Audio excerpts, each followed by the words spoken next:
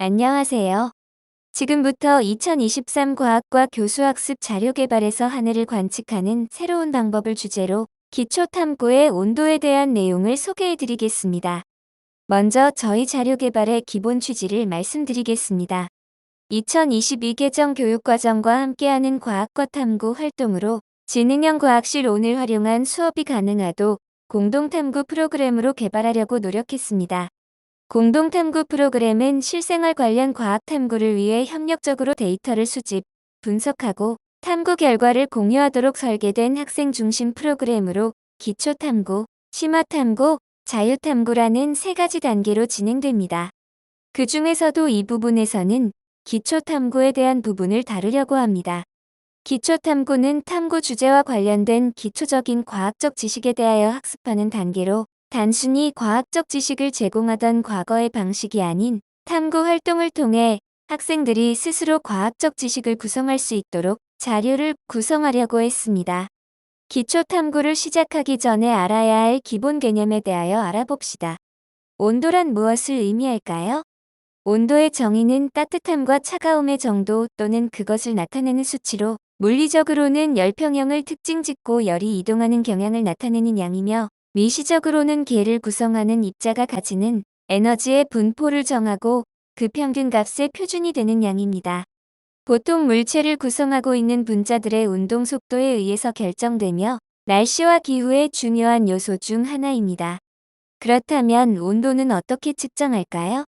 최초의 온도 측정은 물과 포도주의 주정과 같은 액체를 사용하여 만든 온도경이라고 부르는 초기 온도계가 제작된 때인 갈릴레오 시대에 이루어졌습니다. 그러나 당시에는 온도 눈금은 사용되지 않았습니다. 정량적인 온도를 측정하기 위해 눈금이나 단위를 확립하는 것이 필요해져서 1712년 독일의 물리학자인 가브리엘 다니엘 파레나이트는 자신의 이름을 딴 파레나이트 눈금 즉 화씨 온도 눈금을 고안했습니다. 1720년부터 파레나이트는 온도계의 수은을 사용하였습니다. 처음에는 관의 위쪽 끝부분이 공기에 노출되었지만 그 후 밀봉되었고 현재 온도계의 형태와 같이 관 속의 공기가 제거되었습니다.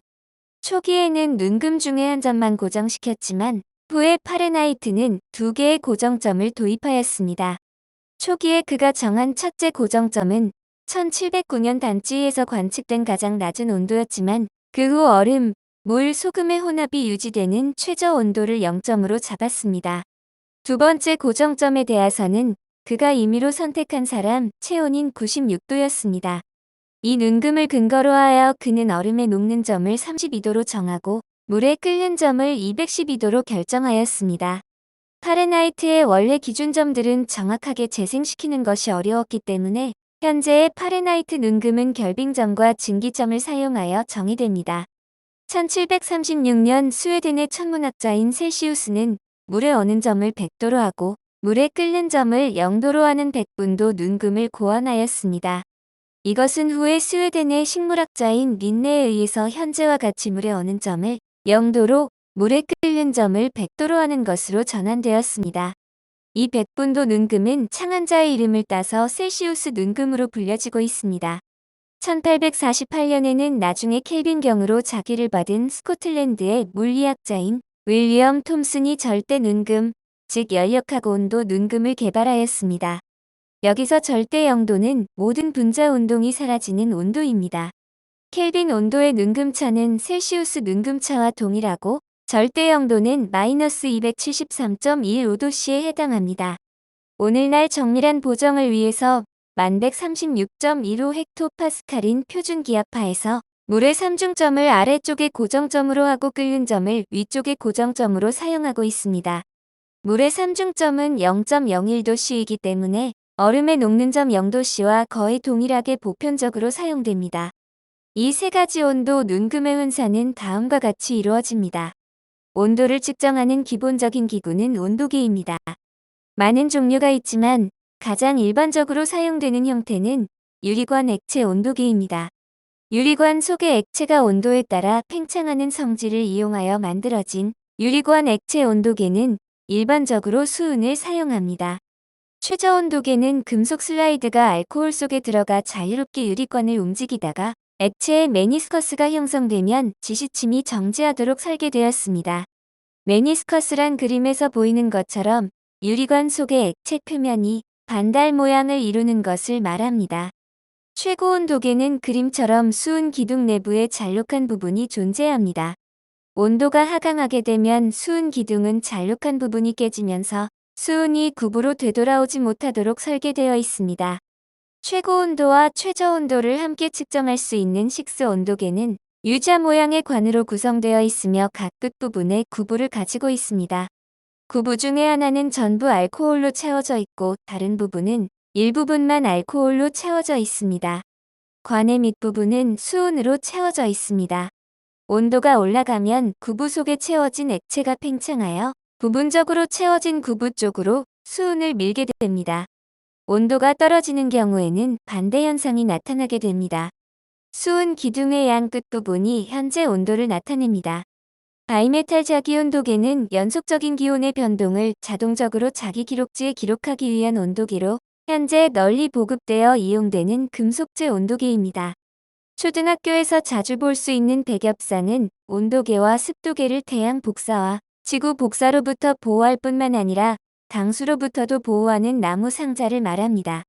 백엽상은 적당한 통풍이 가능하도록 설계된 나무로 만든 구조물로서 이중 민을 창으로 된 면을 가지고 있으며 정면에 온도계와 습도계를 넣고 측정할 수 있는 문이 달려 있습니다.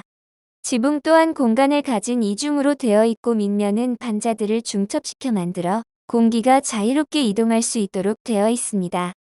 표준 백엽상은 넓이 1m, 높이 0.5m, 깊이 0.3m로 여러 개의 온도계와 바이메탈 자기온도계를 넣을 수 있습니다.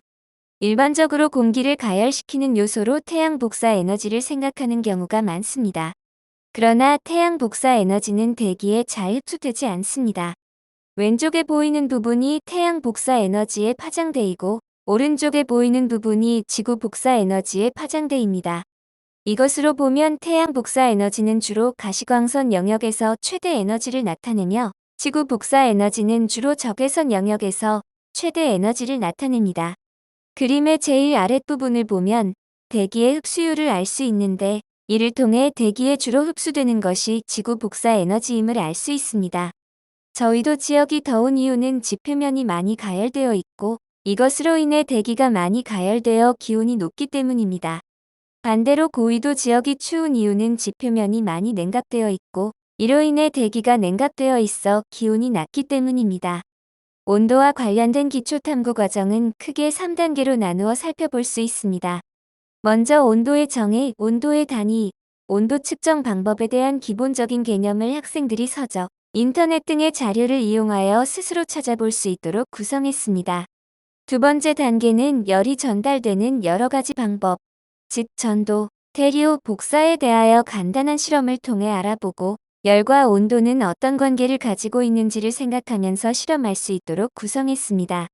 세 번째는 온도와 열이 전달되는 방법을 활용하여 학교 실내 온도 측정과 같은 주제로 우리 주변에서 온도에 대한 탐구를 직접 해볼 수 있도록 구성했습니다.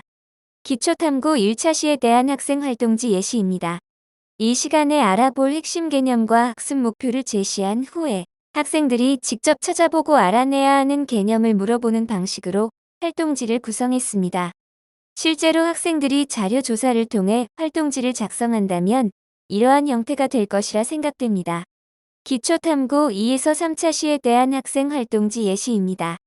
마찬가지로 이 시간을 통해 알 수 있는 핵심 개념과 학습 목표를 제시한 후에 열과 온도에 대한 간단한 실험을 통해 활동지를 작성할 수 있도록 구성했습니다. 온도와 열, 그리고 열의 이동의 내용을 학생들이 실험을 통해 스스로 찾아낼 수 있도록 했습니다. 다음은 열이 이동하는 방법 중에 전도에 대한 실험 활동지 예시입니다. 다음은 열이 이동하는 방법 중에 대류에 대한 실험 활동지 예시입니다. 다음은 열이 이동하는 방법 중에 복사에 대한 실험 활동지 예시입니다. 기초탐구 4에서 5차 시에 대한 학생 활동지 예시입니다. 그동안 배운 온도, 열, 열의 이동 등에 대한 개념을 활용하여 우리 주변에서 온도와 관련된 탐구를 스스로 할 수 있도록 구성했습니다. 학교 중에서 실내 환경이 서로 다른 교실 5곳을 선정하여 각각의 위치에서 온도를 측정하고 이것을 비교하며 스스로 탐구할 수 있도록 했습니다. 학생들이 직접 탐구하고 스스로 생각하면서 답을 찾아낼 수 있도록 자료를 개발했습니다. 기본적으로 온도계를 활용하여 온도를 측정하는 방법을 익히고 이후에는 온도 센서를 활용하여 온도를 측정하는 방법을 탐구, 활동으로 넣어 단계적으로 실험을 할 수 있도록 했습니다. 기초 탐구뿐만 아니라 자료 개발의 다른 부분에 있는 심화 탐구, 자유 탐구 등을 참고하면 학생들과 더 다양하고 풍성한 연구 활동을 할 수 있을 것이라 생각됩니다. 부족한 내용이지만 끝까지 들어주셔서 감사합니다.